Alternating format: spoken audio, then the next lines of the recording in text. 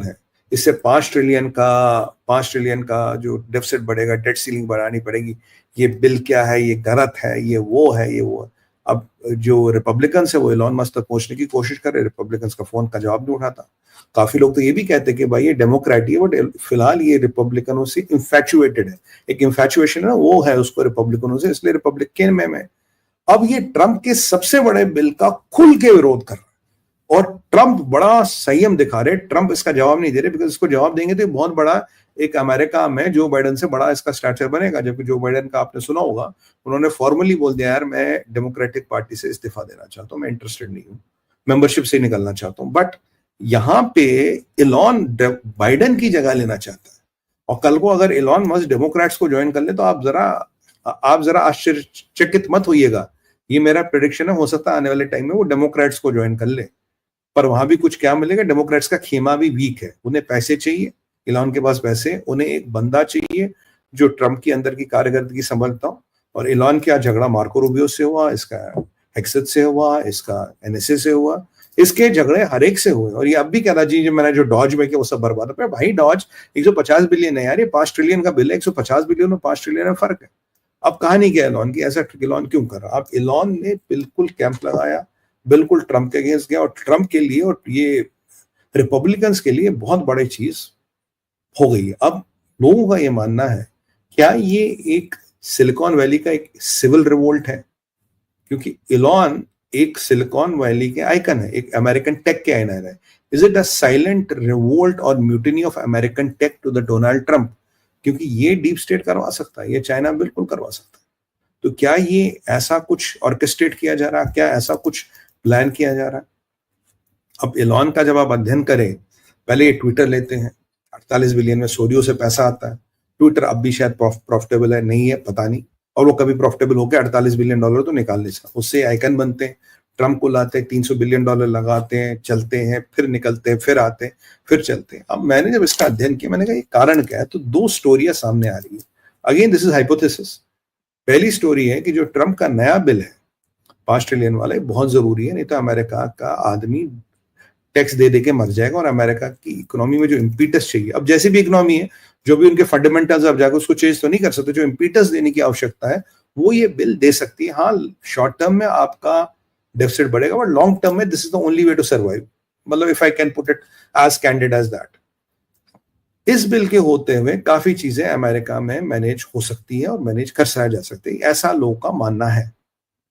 अब इस बिल में एक प्रावधान है, जो ईवीज पे सब्सिडी है, जो ईवीज पे टैक्स बेनिफिट्स है, और जो कार्बन पॉइंट्स वगैरह को लेके ईवीज को एक एडवांटेज मिलता है, वो सब खींच लिया जाएगा।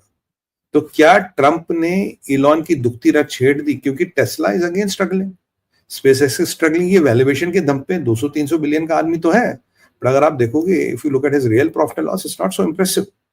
तो वहां पे एक झटका वहां लगा है, चाइना का ये इंटरेस्ट सर्व नहीं कर पा रहा, दूसरा झटका वहां लगा है। एक तीसरी चीज, मैं सीएनएन को कोट करूंगा, आप देख सकते हैं, इसलिए मीडिया कोट करना जरूरी है। सीएनएन लिखता है कि भाई ये कुछ दवाइयों पे, इज ऑन सम ड्रग्स, जिसके कारण, नॉट वो वाला ड्रग नहीं जो आप समझ रहे, मेडिकेशन, कुछ ऐसे ड्रग्स या मेडिकेशन पे है जिसके कारण इसको एक पैरानोया होता है, जिसके कारण इसको एक kind of panic attacks kind of चीज होती है, जिसके कारण ये एकदम पलट जाता है। और इसकी जो काफी एक्स गर्लफ्रेंड्स या पत्नियां हैं, इसके सरोगेट चिल्ड्रन की मदर्स हैं, ये सीएनएन लिखता है कि भाई उनका भी ये कहना कि ये बड़ा अजीब सा बिहेवियर करता है कि किसी को $1 मिलियन दे दिया और बोल रहे 1 लाख हर महीने दूंगा, चुप रहना, भाई कुछ सरोगेशन वगैरह का चक्कर है, जो भी है। तो बट ये हर जगह ये कुछ ऐसा बिहेवियर है इसका, विच पीपल से इट इज ड्रग इंड्यूस्ड, मतलब केमिकल लोचा, हिंदी में बोले तो केमिकल लोचा। तो क्या इलॉन मस्क केमिकल ग्रोचे से ग्रस्त है, या चाइनीज ने कुछ ऐसी दुखती रग और पकड़ दी है? देखो भाई, अब वो लोग समझिए, कभी ये कहते हो कभी वो कहते हो, भाई एक बात बताओ, अगर 300 बिलियन टेबल पे हो तो मेरी क्या औकात, किसी की क्या औकात, चीजें रोज बदलेंगी। 300 बिलियन यहाँ टेबल पे है, 300 बिलियन पाकिस्तान का 1 साल का जीडीपी है, वो है टेबल पे। तो आपको क्या लगता है कोई अंडर करंट्स नहीं होंगे या कोई समीकरण नहीं होंगे? आप और हम छोटा सा फ्लैट या मकान खरीदते, कितनी हेक्टिक डील्स और कितनी फोन बजते हैं। गाड़ी लेने जाइए तो इतने 25 बार तो फोन बजता है, 60 तो एनालिसिस करनी पड़ती है।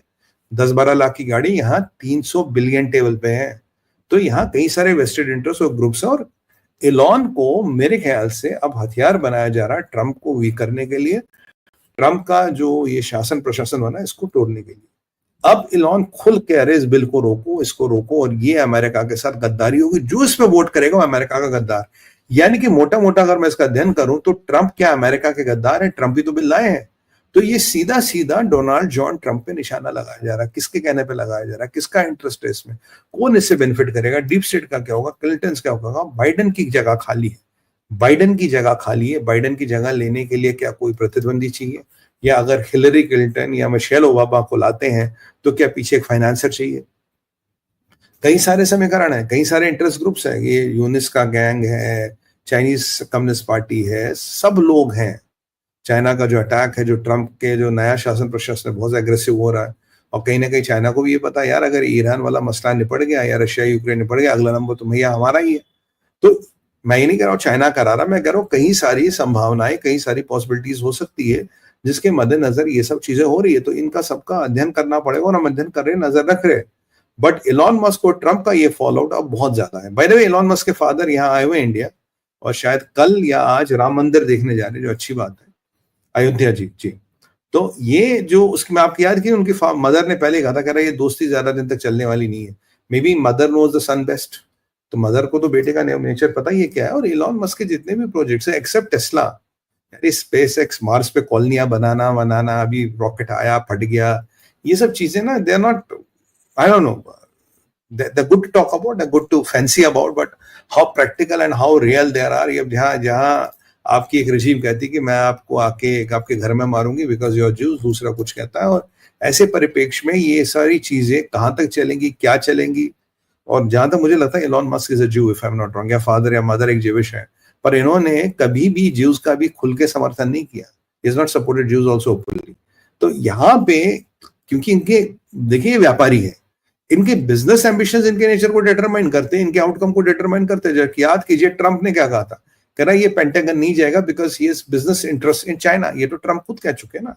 तो उसके बाद ये जो फॉल आउट हुआ, तो आपको इसमें विस्मित होने की आवश्यकता नहीं है जो हो रहा है। और अब ये रोक गया है, क्या ये वापस आएगा? क्या अगला पैंतरा क्या होगा? डेमोक्रेट्स क्या करेंगे?